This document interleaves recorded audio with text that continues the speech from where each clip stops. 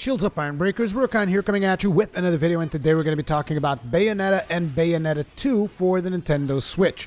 This title was sent to me by Nintendo so that I could give it a look and tell you guys my opinions on it. So it should come as no surprise to anyone that's been following me for a while now that I'm usually a pretty big fan of most of the stuff that Platinum Game puts out. Bayonetta obviously being no exception. Now these are titles that have been available for quite some time. Bayonetta 2 was actually a Wii U exclusive, which was something that actually prevented a lot of people from getting their hands on it because not a lot of people got a Wii U.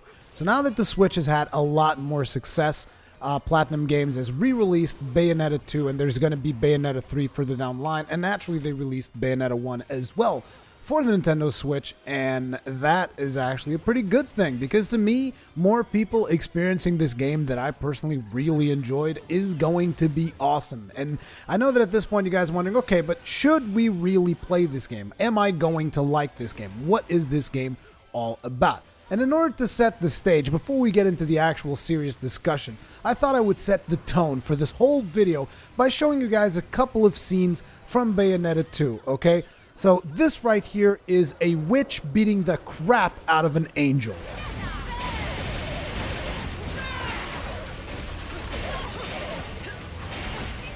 And after beating him senseless, she will now use her hair to summon a demon from hell to kill that angel.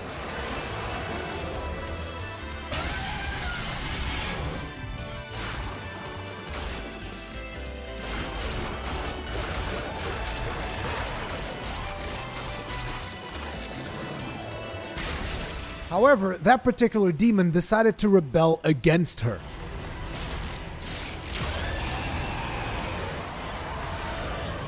So she basically beat the shit out of him too.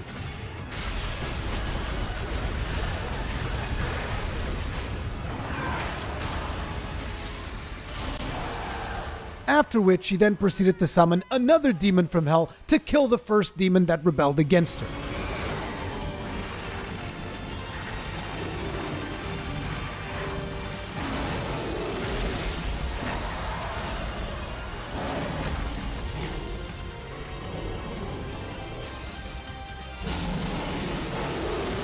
But if you still didn't get the picture at this point, how about I just show you a demon dude dressed like Santa Claus, driving a wise guy's Cadillac on the side of a building, standing up, throwing a bunch of guns at a witch who's fighting angels on top of a flying jet plane.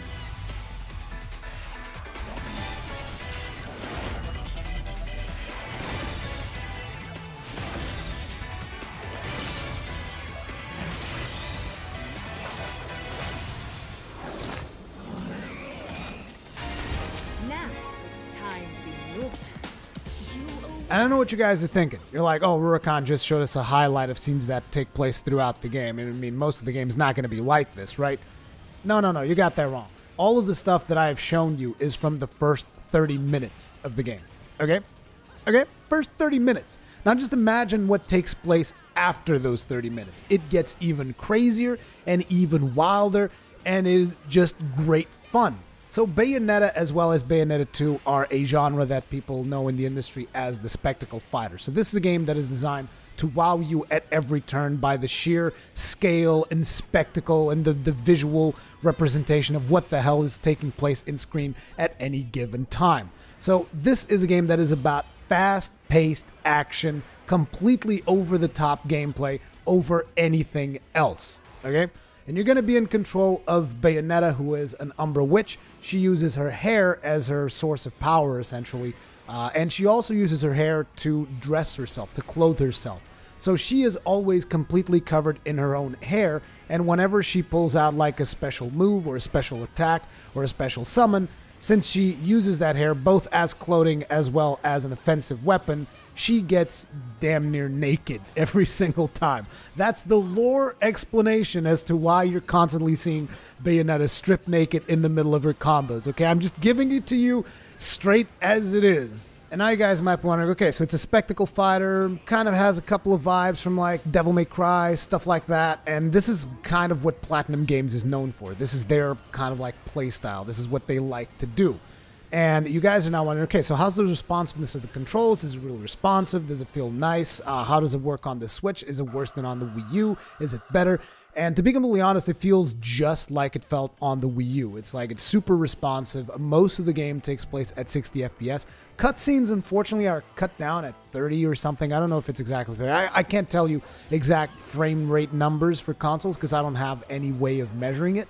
But I think it's 30 for the cutscenes, and it's around 60 for most of the action gameplay, at least most of the stuff that I've played so far in the game. I've already finished the original Bayonetta back on the Wii U, and I've played quite a bit of Bayonetta 2 to the point where I named it my best game of 2014 on the amount of polish alone, as well as the diversity in the playstyle that you can get by switching up the weapons that are available to you. Because, I mean, the gameplay that you guys are watching, she's just using pistols on both her feet and her hands, but you're going to have access to melee weapons and a bunch of other different things that you can equip on Bayonetta that are going to significantly impact how your playstyle is going to change. And it is also a game where you're constantly switching between melee and ranged, and it's just super satisfying pulling off the combos, getting off those perfect dodges to trigger the witch time. Is just a very satisfying overall game to play. And now you guys probably want to talk. Okay, so let's talk about the visuals. You were saying something about like 60 FPS, the 30 FPS in the cutscenes. What about the actual visuals? Like, what's the resolution? Again, it's in a console, so I can't tell you exactly the resolution that it's outputting, but I can assure you it is not 1080p. It looks like it's more than 720. Sometimes it's almost like it's got dynamic resolution, although I don't believe it does. But this is when it's playing in docked mode, by the way, because in undocked, I'm pretty sure it's 720p all the way, and it looks crisp. It looks real good playing in undocked, like in handheld mode. Looks real good. On the TV, doesn't look as good as in handheld mode, because like I said, they do stretch out some of the visuals a little bit, but it maintains a silky smooth frame rate. I mean, again, I'm not going to say it's locked at 60, but it's damn near 60 most of the time that you are actually engaging and controlling your character and beating the crap out of angels. The only time you notice like the big jarring drop is whenever there's a cutscene that's interweaved in the middle of the gameplay. You're going to be like, Jesus, what the hell happened to the frames there? And yes, that is something that you will most definitely notice. Now, having said that, the visuals still look really good, particularly in Bayonetta 2, because it's got a really cool art style. It's got a lot more vibrant colors, whereas Bayonetta 1 is a little bit more on the darker, gloomy side for most of the game. Sure, there are a couple of scenes where there's a lot of vibrant yellows as well, but for most of the game, I remember it being a lot more dark and gloomy. Whereas Bayonetta 2, they've kind of taken that art style and just like completely fleshed out all the colors, and it looks way, way better, in my opinion. But both games feature really cool action gameplay. If you like spectacle fighters, like I talked about Devil May Cry, maybe if you like God of War as well, this has a lot of stuff that kind of reminds me of God of War 2. And the other thing that you guys want, okay, so what about the difficulty? And here's the thing, difficulty in Bayonetta, at least to me, I don't really see it as how hard is it to get through a level, right? Because that's not really how you measure difficulty in a Bayonetta game. The thing about Bayonetta is how fast can you get through the level?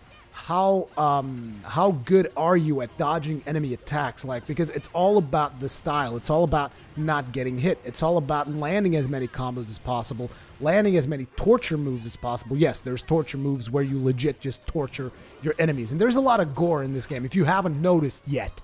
But there's legit torture moves. There's the Umbra Climax, which will essentially allow you to just start using your hair on all kinds of attacks, which give you these massive fists and feet and just like completely smash through everything.